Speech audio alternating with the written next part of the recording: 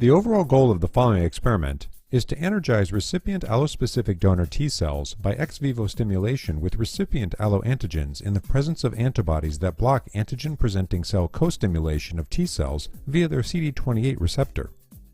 This is accomplished by first isolating PBMC from two different healthy donors. Next, a bulk alloenergizing co-culture is set up by incubating the HLA-mismatched PBMC populations in the presence of monoclonal antibodies to the ligands B7.1 and B7.2 to block CD28 stimulation. Then, the efficacy of the alloenergization is measured by primary and secondary mixed lymphocyte reactions, or MLR. Finally, the allospecificity of the alloenergization is measured by determining third-party and CMV-specific responses. Results are obtained that show that donor T cells are rendered hyporesponsive to subsequent alloantigenic stimulation, but that non-alloreactive donor T cells are left intact and functional. We've successfully employed this strategy in previous and ongoing pilot clinical trials of infusion of alloenergized donor T cells during and after HLA mismatched stem cell transplantation and observed improved immune reconstitution, fewer infections, and less severe acute and chronic graft versus host disease than seen in historical control recipients of unmanipulated HLA mismatched transplants. A major advantage of the strategy of alloenergization is that off-target effects are minimized, as the technique does not reduce pathogen-specific or tumour-associated antigen-specific T cell responses or eliminate CD4 regulatory T cells from the donor T cell pool. Demonstrating the procedure will be Christine Barban, a staff scientist in our laboratory.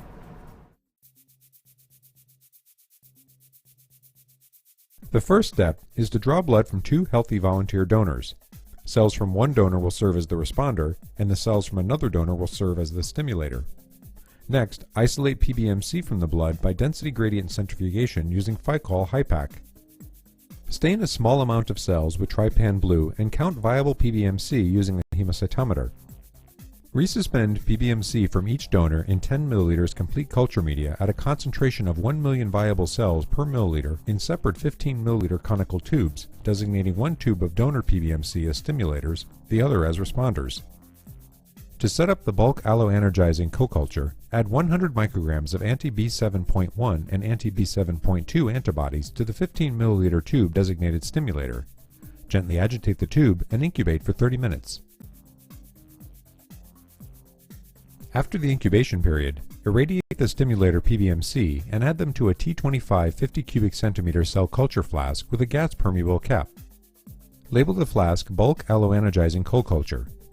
Next, add 10 ml of responder PBMC from the other donor at 1 million per milliliter in complete media to the flask. Add a further 100 micrograms of each of the anti-B7.1 and anti-B7.2 antibodies to the flask and mix gently prior to placing the flask upright in an incubator for 72 hours. Next, irradiate another 10 million of the stimulator PBMC for a bulk control co-culture without blocking antibodies, and then add them to a T25 50 cubic centimeter cell culture flask. Label the flask bulk control co-culture. Add 10 ml of the same responder PBMC as used for the bulk alloenergizing co-culture at 1 million per milliliter in complete media to the flask and mix gently prior to placing the flask upright in an incubator for 72 hours.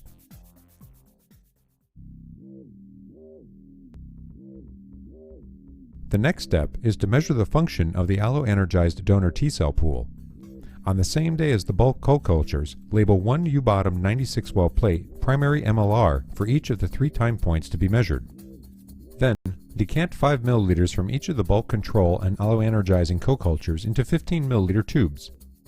Next, pipette 200 microliters of cell suspension from each tube into triplicate wells on each of the 3 plates. Label these wells no co-stimulatory blockade or no CSB for the cells from the bulk control co-cultures and CSB for the cells from the bulk alloenergizing co-cultures. Then, add 200 microliters of complete media to 6 wells on each plate as negative controls. Finally, add 200 microliters of PBS to all the empty wells to reduce evaporation and place the plates in the incubator. 72 hours after setting up the bulk co-cultures, label one U-bottom 96-well plate, secondary MLR, for each of the 3 time points to be measured. To prepare the responder cells for the secondary MLR, transfer 5 milliliters from each of the bulk control and alloanergizing co-cultures to 15 milliliter tubes and centrifuge the tubes for 5 to 10 minutes at 2000 rpm at room temperature. Then, wash the cells 2 more times by carefully aspirating the supernatants, disrupting the pellets, adding 10 milliliters of complete media to each tube, and then centrifuging the cells again. After the second wash, resuspend the cells in 1 milliliter of complete media. Use trypan blue staining to enumerate the viable cells and adjust the cell concentration to 1 million viable responder cells per milliliter. Pipette 100 microliters of cell suspension from each tube into triplicate wells of each plate. Label these wells first party or FP allo-restimulation. Then pipette 100 microliters of cell suspension from each tube into another 3 wells on each plate and label these wells CD3/28 stimulation.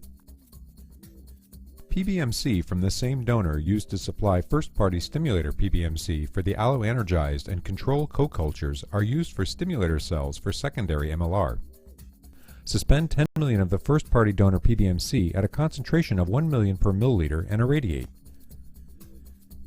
Add 100 microliters of irradiated stimulator cells to the wells labeled FP allo-restimulation on each secondary MLR plate. For positive controls, add 1 microliter each of CD3 and CD28 monoclonal antibodies and 98 microliters of complete media to the wells labeled CD3/28 stimulation on each secondary MLR plate. In addition, add 200 microliters of complete media to 6 empty wells on each plate to serve as negative controls, and add 200 microliters of PBS to all empty wells to reduce evaporation. Place the plates in the incubator.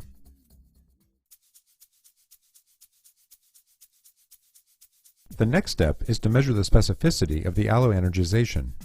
PBMC isolated from a new healthy donor, termed the third-party donor, are used to test the specificity of the alloanergization process in a secondary MLR. Suspend the third-party PBMC at 1 million cells per milliliter and irradiate.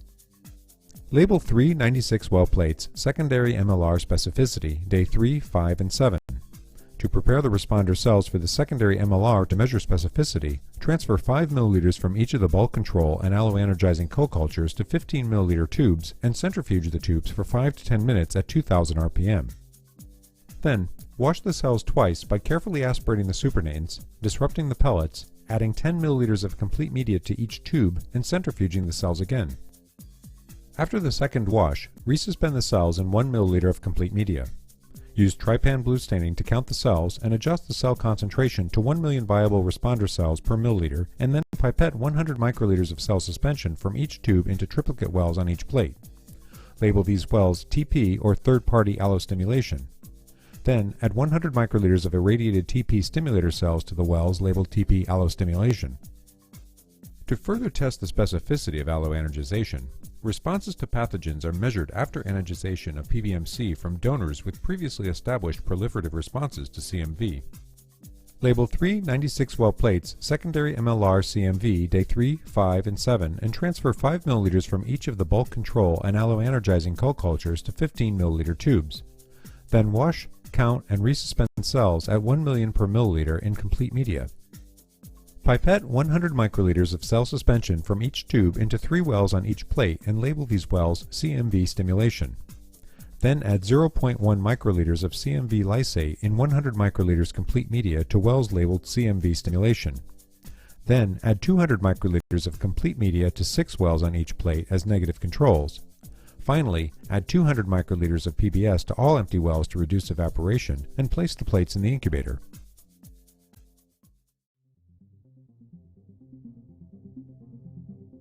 To measure proliferation in primary and secondary MLR, add 1 microcurie of tritiated thymidine to the negative control and cell-containing wells 16 hours prior to harvesting the plates.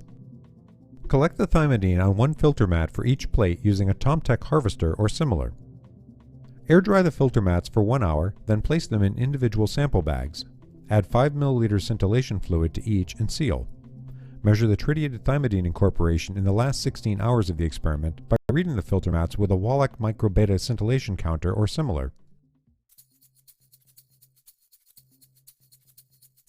Using HLA mismatch stimulator and responder PBMC, it can be seen in this figure that the presence of co-stimulatory blockade in the primary MLR reduces mean alloproliferation of responder PBMC at day 5 to around 30% of that seen in control primary MLR in the absence of co-stimulatory blockade.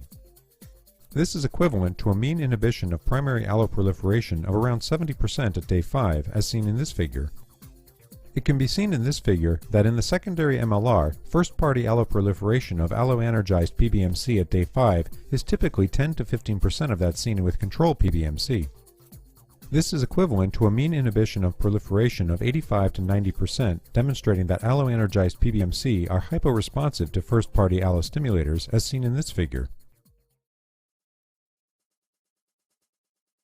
Once mastered, bulk co-cultures to alloanergized donor peripheral blood mononuclear cells can be set up in 2 to 3 hours. The approach can be easily standardized for clinical use to generate donor T cells with reduced alloreactivity but retained pathogen-specific immunity. Such cells can be adoptively transferred in the setting of allogeneic hematopoietic stem cell transplantation to improve immune reconstitution without excessive graft-versus-host disease. While attempting this procedure, it's important to remember to work quickly. This helps preserve the viability of cells and avoid nonspecific activation or loss of antigen-presenting cells. If using cryopreserved PBMC for stimulators or responders, a validated protocol for resuscitation of frozen cells that gives consistently high yields of viable cells should be used. After watching this video, you should have a good understanding of how to alloanergize human donor peripheral blood mononuclear cells, and how to perform assays to assess the efficacy and specificity of this procedure. The strategy can be used to generate human donor T cells with reduced allo responses, which can be used clinically to improve immune reconstitution after allogeneic hematopoietic stem cell transplantation.